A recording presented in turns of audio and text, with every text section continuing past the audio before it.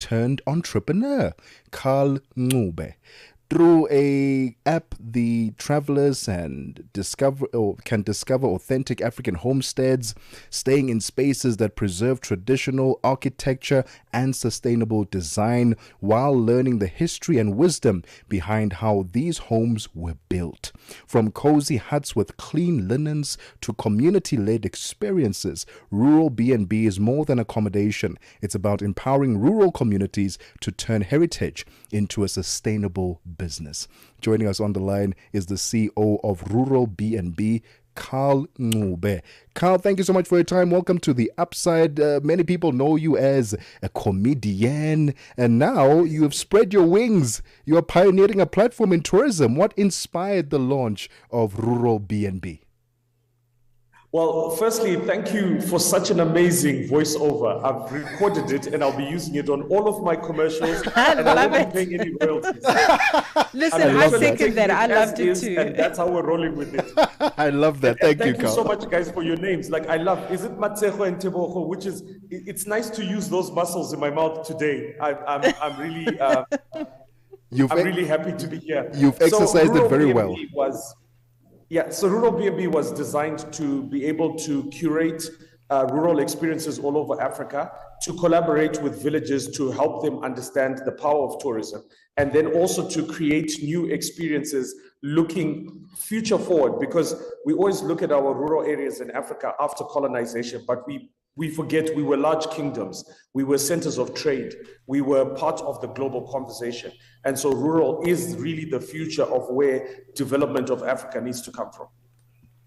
That is wonderful. You know, one thing that's not funny business, Carl, is, and I'm seeing it in a lot of our villages in South Africa, it's almost like we're trying to turn them into townships, you know? And that is not the way to go. So I like the idea because it's almost like Rural B&B wants to preserve the authenticity of rural areas. And, you know, I mean, obviously life was really difficult back in the day in a rural area. We don't necessarily want to romanticize the painful past. But you are changing things around by turning it into an experience that is authentically African.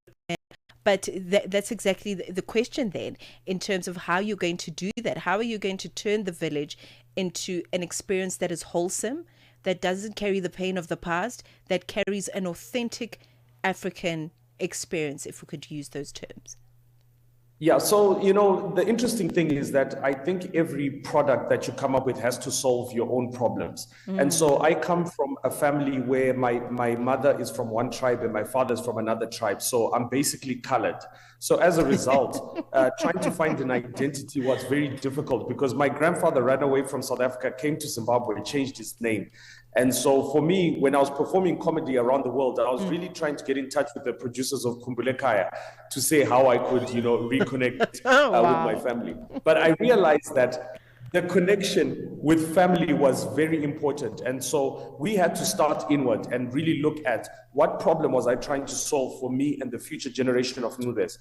And so our story was very authentic in the sense that my wife and I, we decided to live in a tent. We converted the bus into a home and then moved to the village. And primarily living in the village for like 2 or 3 years during COVID gave us some amazing insights into the beauty of our culture and the things we should preserve. The first thing was to take away money, because money was the first thing that was invented that made us lose value of our culture. We started looking at everything from a money perspective instead of the actual wealth of our culture. So the lobola negotiations, the naming ceremonies, the rain ceremonies. There's so many beautiful things, the mud huts, living in spaces that are actually like separated. So if you look at the conventions of COVID, we're supposed to socially distance, live in individual spaces, and be in rooms that breathe. To me, that sounds like an African hut. And so we had to take the fact that traveling around the world, we saw how people were proud of their culture, and we could bring some of those metrics that could be measured in terms of pride and contextualize it into rural tourism. And I'm just lucky because my father was a comedian and my mother was a home economics lecturer. So being a comedian and also being able to cook, being a chef, really allowed me to hone my skills and be able to give people authentic experiences and teach them using our platform, Rural B&B Africa. I love that. We're currently in conversation with the founder, the CEO of Rural B&B, Carl Ncube, and he's walking us through the platform and what we can expect for international travelers, local travelers who want an authentic African experience in the villages, not just in Zimbabwe. We'll talk about the other areas that Carl has expanded into, and we'll do that right after this. Ukatili wa kijinsia unaharibu maisha na kutenga jamii. Hutokea nyumbani, shuleni, kazini na mara nyingi kwa ukimya. Lakini hauwezi kuendelea. Ukiona, ongea. Ikiwa unaumia, funguka, kwa sababu kutofanya lolote sio chaguo. Sikiliza vituo vyote 19 vya redio kuanzia Jumatano ya tarehe 23 Julai kwenye mijadala, ushauri, tamthilia, maonyesho ya elimu na mahojiano na wataalamu, manusura, watunga sheria na nchi nzima iliyoathirika na ukatili wa kijinsia kwenye vituo vyako pendwa vya redio.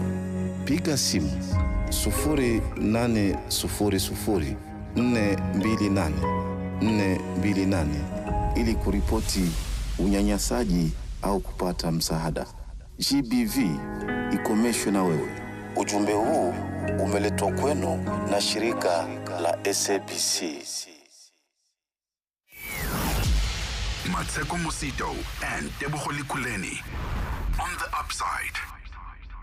10 minutes before 3 p.m. Central African time. Let's continue our conversation with the CEO of Rural B&B. Carl, paint a picture for us for a typical traveler who ends up booking through your platform, Rural B&B. What can they expect when they get onto the ground, let's start in Zimbabwe, they get to Zimbabwe, the villages there.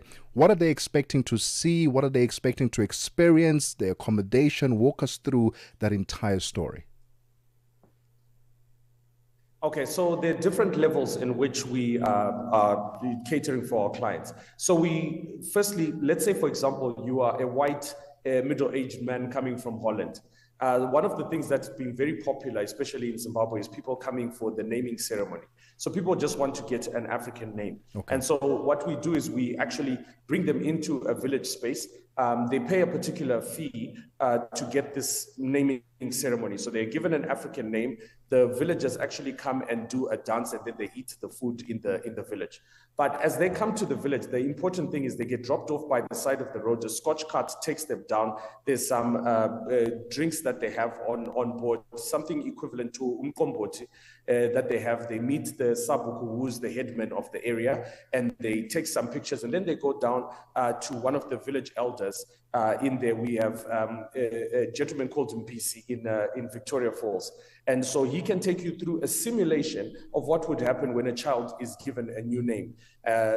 One of the things we also do is like the lobola negotiation, so that if someone actually wants to renew their vows, they can come and we can simulate what looks like a lobola negotiation. We bring in the 15 cows. These cows are perfectly trained. They know how to walk information. So it's pretty amazing. And then they just get pictures and get an experience that we've curated for them in Africa. And really, that's what people come to Africa for. And we want them to experience this when they come to South Africa, want them to experience it in Morocco, but in context with those various cultures. I love the website. It's so beautiful. RuralBnBAfrica.com is where I am, and it's literally a hub. It's a hub. There's a link for a rural expo, rural development, which is important and essential to this work.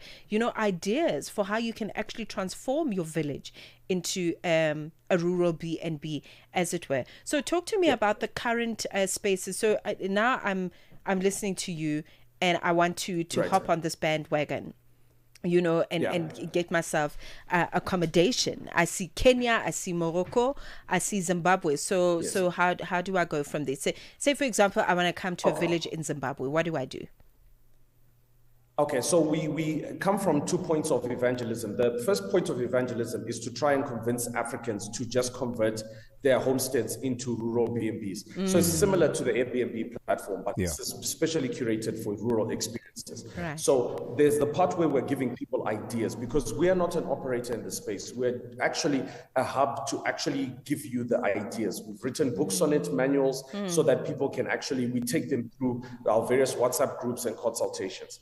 On the end of actually creating an experience for you, basically from our website, you can just contact us and tell us what kind of experience you're looking for. Some people just want to book a rural experience with someone who has set up a lodge in the village. So for example, in South Africa, there's Aha Lesedi, which is a beautiful sort of cultural experience. We just basically do the normal booking. So there's rural places that are already set up to just welcome the guests. On the collaboration part, sometimes someone may say, we're looking at doing a birthday party. We ask them the location. We then contact a village after we've done the quotations to actually set up an event for you. So we collaborate with event planners. We tell them that there's a birthday party that has to be done in the village, or someone just wants to camp in the village. Then there's another level, for example, where we look at rural development, which quite rightly you pointed out, is, for example, there might be people in Holland who are looking to coach football kids in the villages. And so what we do is we facilitate between the governments and the different embassies for people to come for a trade exchange in terms of skills. So while our website may not reflect it, a lot of the discussions then actually happen on a one-to-one basis, because we are really at the genesis of this project. But the impact has been far-reaching. A lot of people have been building their own lodges in the villages. More people have been moving to the villages. So we kind of look at ourselves more as evangelists of this particular movement, which is absolutely incredible at this given point in time. Carl, what is it about the traditional hut that is such a marvel to behold? And especially for those who want to convert their spaces, their village, and they want to build huts, what do they need to look out for? And why are they such a marvel to behold, especially on the African continent? Yeah.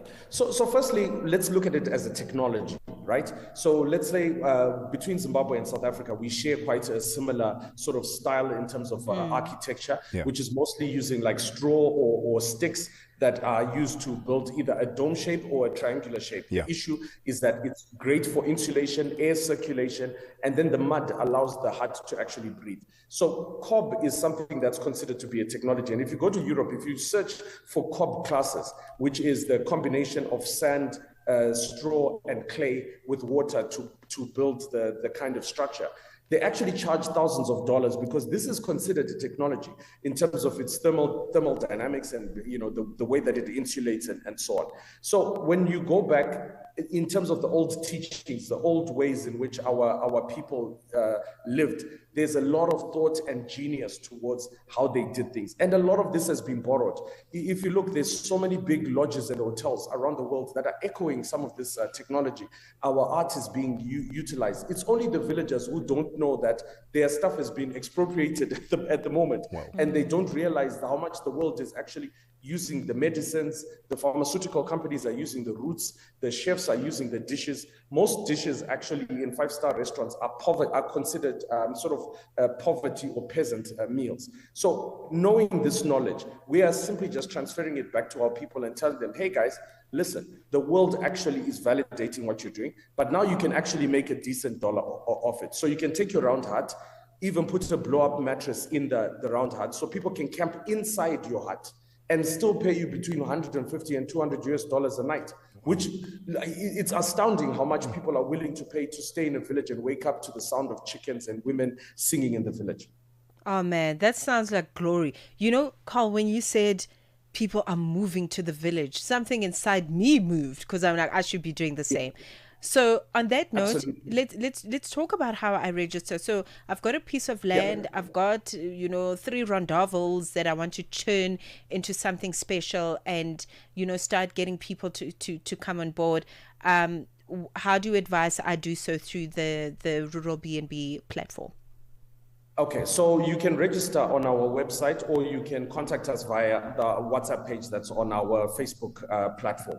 Now, once you've contacted us and you just tell us what it is that you're looking at building, we have been employing a lot of AI use right now to actually formulate proposals, plans, ideas. We just throw a lot of ideas at you. Right now, we're like anybody who comes into our inbox, we really want you to get started. We really want you to get inspired because this is a platform that's run by the people. Then we actually, once you have actually built, we then give you the business model itself. So for example, my wife and I have worked in hospitality and tourism. In fact, we run a consultancy business for hotels. And so we will tell you in terms of brand manuals, what sort of things you need to have in your premises, the people to collaborate with. We even point you in the direction of the government funding platforms, the NGO platforms. So really what we're here to do is to make sure that you are successful at building what you actually want to build. So once you register, we take it from there and we help you from your perspective, solve your problems in terms of your move to the village. Some people just want to move to the village. So for example, I could just talk to you about how you can enjoy the soft life in the village, talk to your spaza to be able to order your Chenin Blanc when you need it, or even your prawns so that you can have your outdoor shower and enjoy yourself in your little sunken pool in the village, but designed according to African principles. We are not changing how we behave as Africans, but we're merely now changing our little behaviors in terms of the things that we like. Carl, incredible work that you're doing. All the best, and thank you so much for shining a light on this part of our economy and tourism. The rural economy is one that is a sleeping giant for many, and you are spotlighting it in a beautiful way. Thank you so much for your time this afternoon on The Upside. Thank you, guys. Thank you for having me, and I hope to see you guys in your village soon. So yeah, I'd love to come out and cook a pig on a spit or brew some alcohol. I'll be very happy to come and visit you guys. What a joy that would be. The voice of Carl Ncube. He's the Rural B&B founder and CEO. Check them out on social media. It's Rural B&B Africa on social media, and find out which countries they're operating in. Brilliant work that they're doing. What a brilliant and bright idea. I'm feeling so inspired. I just want to pack up and move, man. I love it. After that. It's 3 p.m. Central African time. Onelin Sinsi is standing by with the latest news.